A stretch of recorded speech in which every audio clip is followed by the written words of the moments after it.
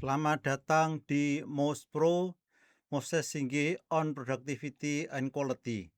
Kali ini kita akan membahas kuasai strategi juara kuliah. Jangan cuma menghafal.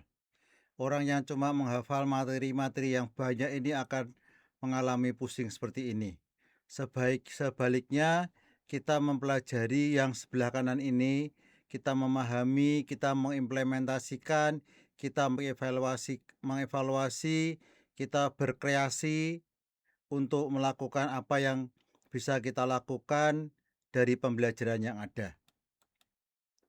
Jebakan academic shock.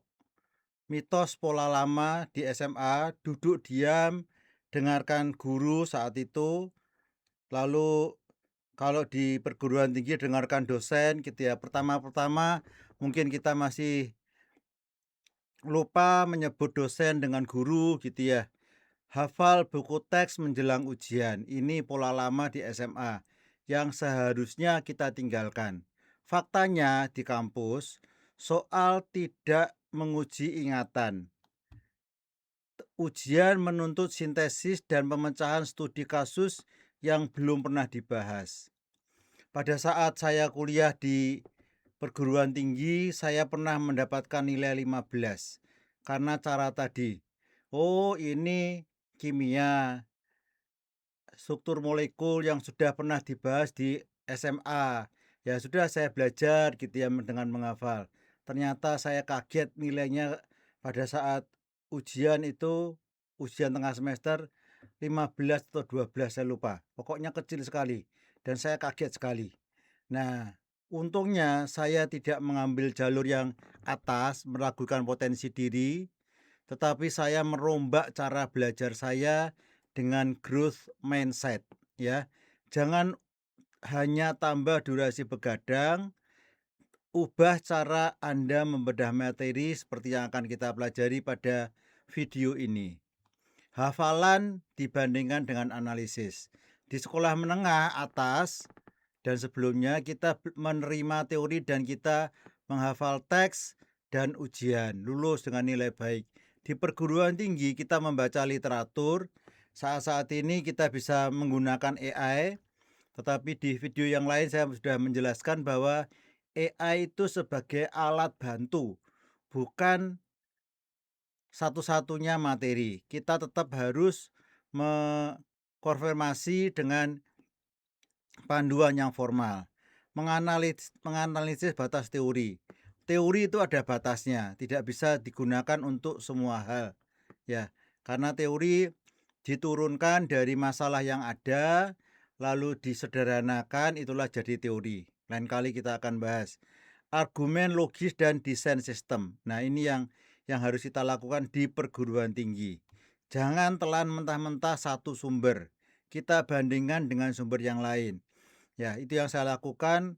Kalau saya belajar dari satu sumber dan tidak mengerti, saya menggunakan sumber yang lain untuk mendalami.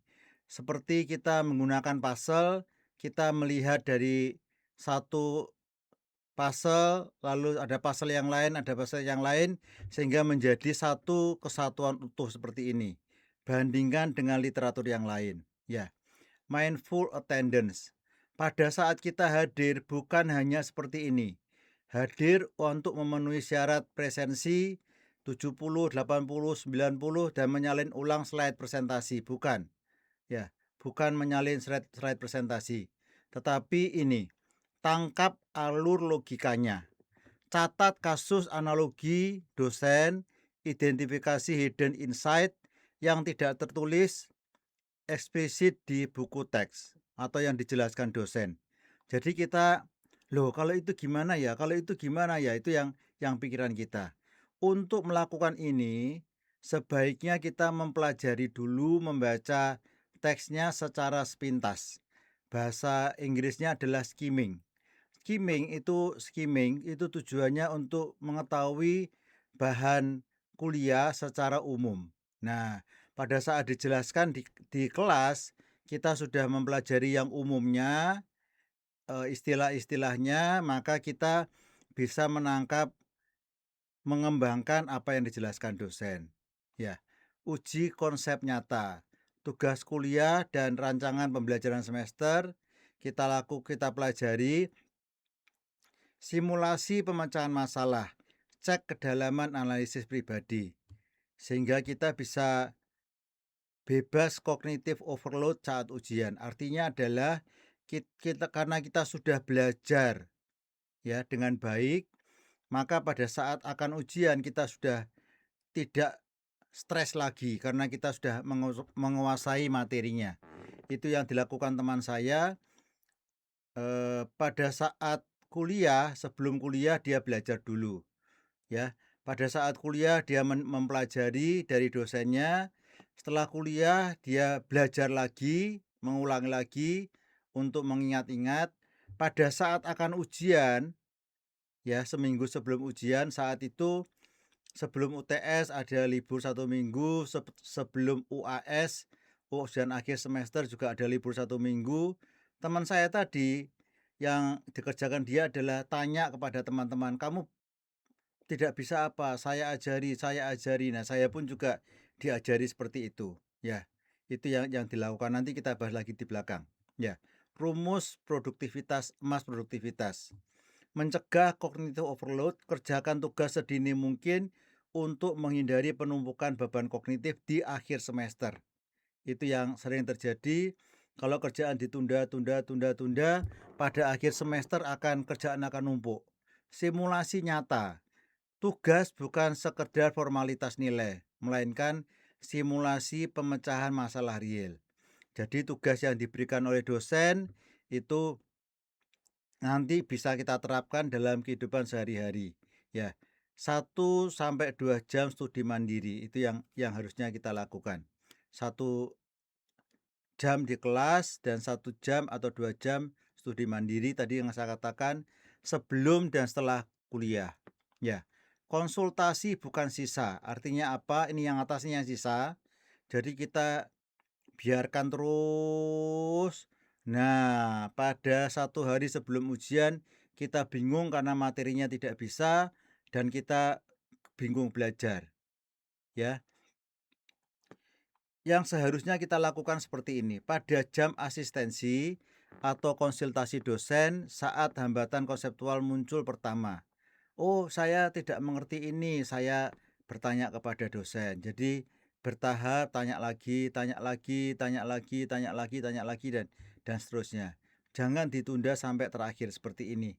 Dan karena kalau ditunda sampai terakhir kita sudah bingung apa saja yang akan kita tanyakan karena banyak sekali yang tidak kita ketahui yang seperti ini. Tapi kalau kita cicil ya sedikit-sedikit, maka di sini sudah tidak bingung lagi. Aturan main di kampus. Ada batas SKS atau prasyarat pengambilan mata kuliah. Ada batas minimum kehadiran. Ya, beberapa kampus seperti itu. Kalau tidak terpenuhi, maka ya tidak boleh ikut ujian. Tidak boleh ikut ujian atau nilainya E, ya tidak lulus. Evaluasi tahap studi. Ada tahap studi tingkat pertama bersama, gitu ya. Lalu ada yang lain-lain, macam-macam itu dipelajari pada saat awal-awal sebelum perkuliahan. Itu ada masa orientasi, itulah saat-saat dijelaskan diperhatikan lagi, ya. Warning sistem dosen wali dan batas masa studi, ya. Semester lalu ada bimbingan saya di tingkat magister yang harus lulus di semester 8, tetapi pada semester 8 dia belum menyelesaikan tesis. Ya, pada saat semester 8 pertengahan begitu ya, Pak, mana tesisnya? Tesisnya belum saya kerjakan, saya ingin DO saja gitu ya. Waduh, ya jangan. Saya motivasi sehingga dia bisa bersedia menyelesaikan dan saya senang begitu ya. Oke. Integritas tanpa kompromi. Plagiarisme tidak diizinkan. Ketahuan beberapa tempat itu nilainya langsung di-E-kan. Kecurangan ujian. Di tempat saya mengajar di Teknik Industri ITS, semua kelas itu ada CCTV-nya. Sehingga kalau ada mahasiswa yang nyontek akan ketahuan meskipun di kelas yang bersangkutan tidak ada yang menjaga. Umpamanya penjaganya keluar sebentar, akan ke belakang, atau akan ada keperluan sebentar. Nah, saat itu mahasiswa memikirkan tidak ada yang jaga, tetapi ada mata dalam tanda kutip yang mengawasi. Ya, beberapa kali ketahuan dan dia mengatakan, "Sumpah saya tidak menyontek," gitu ya. Lalu ya nggak apa-apa, silahkan membantah, tetapi bukti CCTV menunjukkan dia nyontek. Ya, saat itu orang tuanya juga marah, datang ke kampus juga, dan karena bela anaknya, setelah ditunjukkan hasil CCTV ya tidak bisa membantah. Manipulasi data praktikum atau data yang lain tidak diizinkan. Ya, ada anak wali saya yang memanipulasi atau menggunakan tanda tangan dosen yang lain. Jadi tanda tangan dosen yang bersangkutan dipalsu. Ya, saya tunda 1 semester supaya dia tahu gitu ya. Dampak mutlak pembatalan nilai, skorsing, hingga ancaman drop out. Ini yang aturan-aturan seperti ini. Ini hal yang hampir sama ya. Keunggulan akademik itu IPK, analisis teks ya. Ekstrakurikuler dan organisasi itu berguna untuk komunikasi, kepemimpinan, manajemen konflik pada saat nanti bekerja atau di kampus pun ini sudah ada manfaatnya. Jadi di kampus bukan hanya belajar akademik saja, tetapi usahakan kalau ini sudah mampu, IP-nya 3,5 begitu ya, atau 3,3 juga tidak apa-apa, meskipun tidak bisa kumlot kalau S1, itu seharusnya bisa mengikuti ini ya, sehingga pada saat lulus kita mempunyai daya saing maksimal. Syarat mutlak, terapkan skala prioritas ketat agar kuliah tetap nomor 1. Ini tetap nomor 1 ya. Anak-anak saya juga pada saat kuliah mengikuti ekstrakurikuler. Yang satu ikut paduan suara, yang satu lagi mendirikan klub voli di universitasnya. Nah, itu silahkan gitu ya. Karena pada saat lulus ini berguna untuk kepemimpinan. Oke. Jejaring dan eksplorasi. Ya. Peer group berorientasi pertumbuhan. Kita seharusnya punya kelompok ya. Kalau saya sarankan kepada mahasiswa saya atau saya sendiri, belajarlah, punyailah kelompok yang niat belajar. Bukan yang santai-santai menghambur-hamburkan uang, jalan-jalan terus gitu ya. Nanti akan gagal gitu ya, bukan begitu ya. Nah, peluang riset dan pengabdian kolaborasi dengan dosen dan lab. Ini yang seharusnya dilakukan oleh mahasiswa, belajar untuk melakukan riset gitu ya. Magang industri dan proyek terapan. Ini adalah menerapkan teori yang ada di perkuliahan ke sistem nyata. Ya. Taktik mindful attendance. Jadi pada saat kita datang itu bukan hanya datang seperti tadi, tetapi kita sungguh-sungguh gitu ya. Proaktif, telaah RPS textbook sebelum kelas dimulai. Malamnya gitu ya, dibaca sepintas. Bahasa Inggrisnya sekali lagi adalah skimming. Identifikasi area blank spot. Fokus 100% pada saat kuliah, kehadiran fisik dan mental penuh, bukan mengejar syarat presensi yang dipersyaratkan. Saya hampir pasti duduk paling depan. Ya, untuk apa? Supaya tidak terganggu konsentrasi saya. Kalau duduk paling depannya penuh ya baru saya duduk lebih belakang. Ekstraksi logika, catat alur penalaran, contoh kasus, analogi dosen, jangan menyalin ulang teks slide. Kalau saya yang mengajar, maka PowerPoint saya berikan kepada mahasiswa. Silahkan diambil, silahkan di-download. Ya, pada saat kuliah mencatat kasus-kasus atau logika-logika yang penting. Ya, validasi teknik Feynman. Ya, pelajari konsep, jelaskan ke teman ini supaya yang dipelajari ini mantap. Temukan celah, asumsi yang keliru, ya. Ini bisa merupakan hasil diskusi di sini, ya.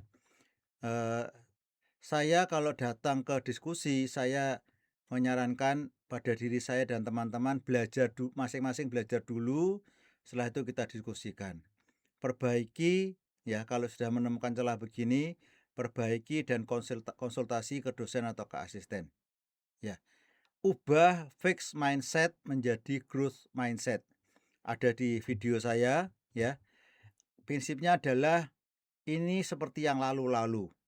Ya, sudahlah, dulu begitu, sekarang ya begini lagi gitu ya. Tapi growth mindset itu kita mempelajari hal yang baru dan kita terapkan. Jadikan nilai rendah di awal menjadi sinyal evaluasi, bukan akhir dari segalanya. Oke. Optimasi jejaring strategis. Ya. Komitmen akademik inti, nilai pemahaman dan konsep, ini dasarnya. Setelah itu kita menambahkan dengan ekstrakurikuler, soft skill, riset dengan dosen, magang industri. Keterlibatan non-akademik wajib menjadi nilai tambah, daya saing, bukan disrupsi komitmen nilai akademik. Sekali lagi, kalau ini sudah baik, maka ditambah dengan ini. Jangan sebaliknya, senang ekstrakurikuler meskipun nilainya jelek, nggak bisa. Ya, nanti pada saat lulus akan ditanya IP kamu berapa gitu ya. Oke, ini yang fatal, integritas dan mitigasi risiko. Plagiarisme, kecurangan ujian, manipulasi data praktikum dan lain-lain. Ya, harus patuh pada aturan.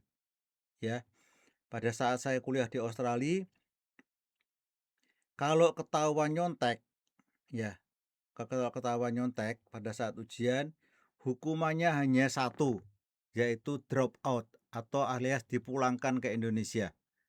Jadi ya tidak berani, ya, karena kalau dipulangkan ke Indonesia, pertama ya malu gitu ya, karena kok melakukan kecurangan ujian. Yang kedua ya tidak dapat gelar jadinya, ya. Blueprint kinerja elit, ya. Gunakan integritas, ya, harus berintegritas seperti slide sebelumnya. Growth mindset, belajarlah yang baru, patuh pada aturan.